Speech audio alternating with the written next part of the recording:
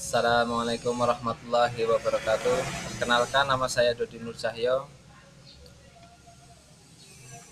Hari ini saya akan mengajak teman-teman YouTuber untuk mengaji bareng-bareng. Sama-sama kita mengaji dan membaca Fadilah Amal pada bab ke-1, ketabahan menghadapi kesusahan dan cobaan demi agama. Kita bukan saja tidak dapat menahan kesusahan dan penderitaan sebagaimana penderitaan baginda Rasulullah SAW dan para sahabat beliau di dalam penyebaran agama ini. Bahkan keinginan untuk melakukan pun sudah merupakan hal yang sulit bagi kita. Kisah kehidupan mereka telah banyak ditulis dalam kitab-kitab tarikh sejarah. Namun jangankan untuk mengamalkannya, untuk mengetahui pun kita tidak sanggup bersusah payah. Dalam bab ini akan diceritakan beberapa kisah mereka sebagai contoh. Kisah-kisah tersebut akan diawali dengan kisah baginda Rasulullah SAW sendiri, karena dengan menceritakan kisah beliau akan mendatangkan keberkahan. Amin amin amin ya rabbal alamin. Yang pertama, kita mulai dari kisah perjalanan baginda Rasulullah SAW ke Taif. Selama 9 tahun sejak masa kerasulan, baginda Nabi Muhammad SAW telah berusaha menyampaikan ajaran Islam dan mengusahakan hidayah serta memperbaikan kaumnya di Mekah.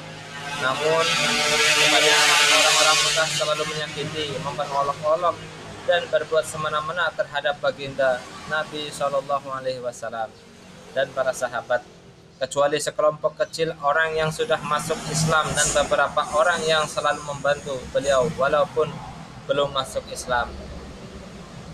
Paman baginda Nabi SAW, Abu Thalib, termasuk orang yang baik hatinya. Meskipun belum masuk Islam, dia selalu membantu baginda Nabi SAW dalam segala bentuk.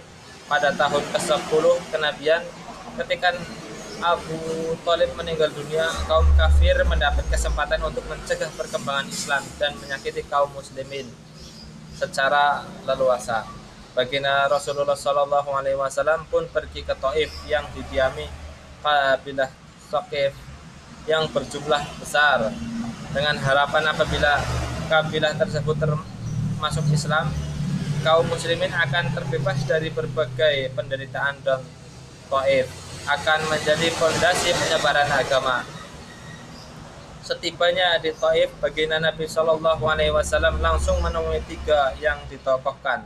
Beliau berbicara dengan mereka, mengajak mereka kepada agama Allah Subhanahu wa Ta'ala, dan agar mereka mau membantu baginda Rasulullah SAW.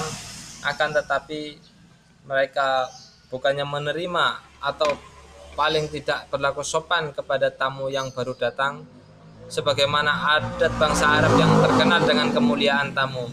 Bahkan mereka tanpa basa-basi menyambut beliau dengan sikap dan akhlak yang sangat buruk. Bahkan mereka pun tidak rela baginda Rasulullah SAW tinggal di situ. Padahal orang yang dianggap sebagai tokoh seharusnya berbicara dengan sopan dan berakhlak mulia. Salah seorang di antara mereka berkata, "Oh, kamukah orang yang diutus oleh Allah sebagai nabi?" Yang kedua berkata, "Apakah Allah tidak menemukan selain kamu untuk diutus sebagai rasul?" Yang ketiga berkata, "Aku tidak mau bicara dengan kamu, sebab jika kamu memang seorang nabi seperti pengakuanmu, lalu aku menolakmu, tentu aku tidak lepas dari musibah. Jika kamu pembohong, maka aku tidak mau bicara dengan pembohong." Akan tetapi baginda Nabi SAW mempunyai hati yang begitu teguh, laksana sebuah batu karang. Beliau tidak berputus asa dan terus berusaha untuk mendekati masyarakat. Namun tetapi tidak seorang pun yang mau mendengarkan beliau. Jangankan menerima, bahkan mereka menghardik, tinggalkan segera kota kami, pergilah kemana kamu suka. Ketika baginda Nabi SAW sudah tidak dapat mengharapkan mereka dan bersiap-siap untuk kembali, maka mereka menyuruh anak-anak kota Taif membuntuti baginda Nabi SAW. Mereka lalu mengganggu, mencaci dan melempari baginda Shallallahu Alaihi Wasallam dengan batu sehingga kedua sandal beliau berlumur darah. Dalam keadaan seperti itulah baginda Nabi Shallallahu Alaihi Wasallam meninggalkan Taif. Di tengah perjalanan tak kala sudah merasa aman dari gangguan anak-anak nakal itu, beliau berdoa kepada Allah Subhanahu wa taala, Allahumma ilaika asku du'afa quwwati wa qila tahirati wa hawani ala nasi ya arhamar rahimin anta rabbul mustad'afina wa anta rabbi ila man taqilni ila ba'idin ya jahamuni am ila aduwi malaktahu amri in lam yaku bika alayya ghadabun fala ba'li walakin afiyatuka hiya awsha'li a'udhu binuri wajhika alladhi asraqat lahu dhulumatu wasalluha alayhi amrud dunya wal akhirati min an yanasila bi ghadabu ka aw yahilla alayya syakhatuka lakal utaba hatta tardo wala haula wala quwwata illa bika. Ya Allah, aku adukan kepadamu lemahnya kekuatanku, habisnya upayaku dan kehinaanku dalam pandangan manusia. Wahai yang maha penyayang melebihi sekalian penyayang, Engkaulah Tuhan orang-orang yang tertindas dan Engkaulah Tuhanku. Kepada siapakah Engkau serahkan diriku? Kepada orang asing yang akan memandangku dengan muka masam, atau kepada musuh yang Engkau kuasakan kepadanya segala urusanku? Tiada keberatan bagiku asalkan Engkau tidak murka kepadaku. Perlindunganmu sudah cukup bagiku. Aku berlindung kepadamu dengan nur zat-Mu yang menyinari segala kegelapan, dan dengannya menjadi baik segala urusan dunia dan akhirat. Aku berlindung dari turunnya kemarahan-Mu kepadaku atau kemurkaan-Mu kepadaku. Aku sanggup berbuat apa saja hingga Engkau ridho. Tiada daya dan upaya melainkan denganmu. Itulah doa dari pada Nabi Allah Nabi Muhammad Sallallahu Alaihi Wasallam. Allah Subhanahu Wa Taala penguasa seluruh alam pun memperlihatkan keperkasaannya dan mengutus malaikat Jibril alaihi salam untuk datang memberi salam kepada beliau dan berkata, Allah Subhanahu Wa Taala mendengar ucapanmu dan jawaban kaummu, dan dia mengutus kepadamu malaikat penjaga gunung agar siap melaksanakan apapun perintahmu kepadanya.